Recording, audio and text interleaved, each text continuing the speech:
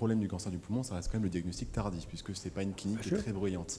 Il y a eu, il n'y a pas très longtemps, je sors peut-être un petit peu du sujet, à Nice, il y a 2 ans, une histoire autour de cellules tumorales circulantes. Est-ce que vous pouvez nous donner votre avis là-dessus et nous en dire un peu plus sur les avancées dans le diagnostic, plus que dans la thérapeutique? Ok, donc je vais quand même répondre à plusieurs de vos commentaires. Premier commentaire, l'immunothérapie est beaucoup plus efficace chez les malades qui sont activement fumeurs. Donc au contraire, c'est pour nous, aujourd'hui, ça ne marche pas chez les gens qui ont une addiction oncogénique, parce que finalement la tumeur est peu remaniée. Donc elle crée très peu de néo-antigènes, de néo-épitopes. Alors qu'un malade qui est très fumeur va avoir énormément d'instabilité génétique, va créer énormément d'anomalies génétiques qui vont être des potentiels néo-épitopes, et donc c'est chez les fumeurs que ça marche. Donc non, aujourd'hui, on a un énorme progrès chez les fumeurs. Deuxième commentaire que vous avez fait, alors là, je vais sauter directement au diagnostic précoce, parce que j'ai oublié la deuxième commentaire, c'est pas grave.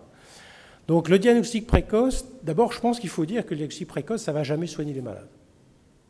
La meilleure manière de traiter les malades, si demain tout le monde arrête de fumer, dans 15 ans, on a réduit la mortalité par cancer de 85%. Voilà. Si on détecte un cancer, alors effectivement, on a deux manières, on a une seule manière aujourd'hui identifiée de faire du dépistage, et d'ailleurs l'HS a refusé cette approche-là.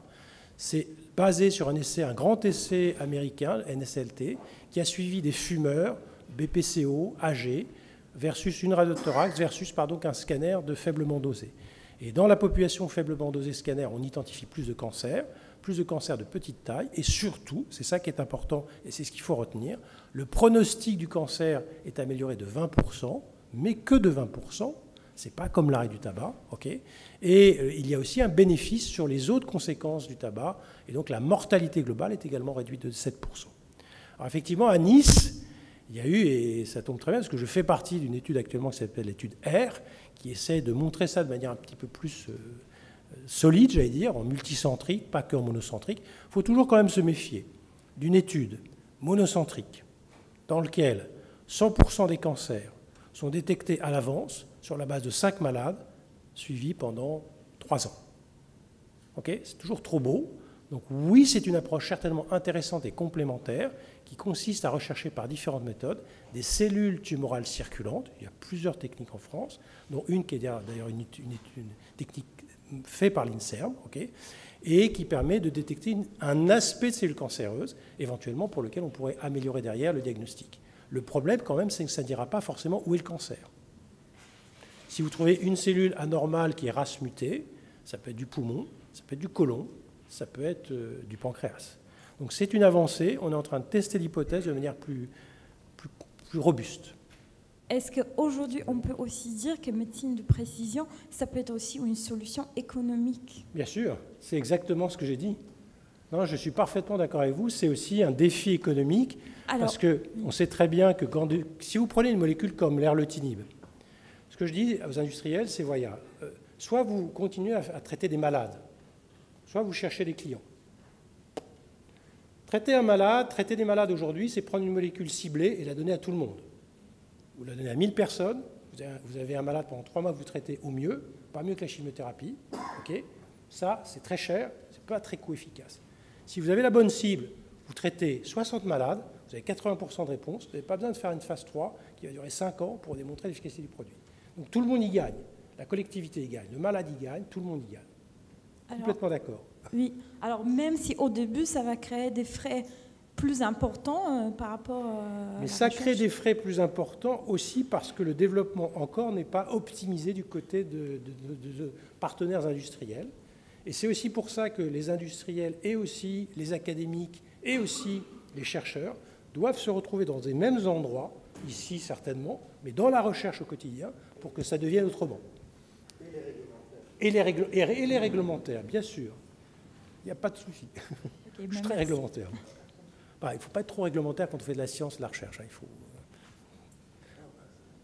Oui. Et on avancerait très vite si, je reviens au big data, c'est bien les big data, il faut juste rentrer les données. D'accord ? Il faut rentrer les données. Et il faut vérifier la donnée.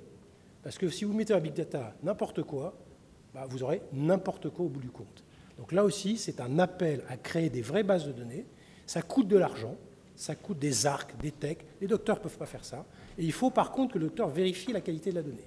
Et il faut qu'il y ait des croisements de données pour être sûr que ces données soient fiables. Sinon, on dira n'importe quoi et on va engouffrer des millions et des millions d'euros pour rien.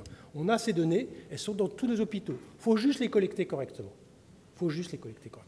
Et c'est nos malades qui nous les produisent, c'est la sécurité sociale qui les produise, donc on doit bénéficier de tous ces investissements. Sur les big data, il faut aussi les acquérir correctement. Les acquérir correctement. Absolument, mais je suis 1000 fois d'accord. Et c'est effectivement une expertise qui manque souvent. Voilà, absolument. Il y avait encore une question, je crois. Oui, c'était juste pour être sûr d'avoir le take-home message sur le cancer du poumon. Votre bilan, finalement, c'est que par rapport au cancer du poumon, il ne faut pas fumer, sauf si on a un cancer du poumon. Alors non, ok. Alors surtout pas, c'est pas ce que j'ai dit. Une fois que vous avez le cancer du poumon, vous avez le cancer du poumon. Donc je ne peux pas vous éviter d'avoir le cancer du poumon. D'accord ? Maintenant, si vous n'avez pas fumé, vous avez un risque d'avoir un cancer du poumon. Environ 8-10% toute la vie durant. Ok ? D'accord. Enfin, 8 à 10% des gens qui ont un cancer du poumon, sont des non-fumeurs. Ce que j'ai dit avant est complètement faux.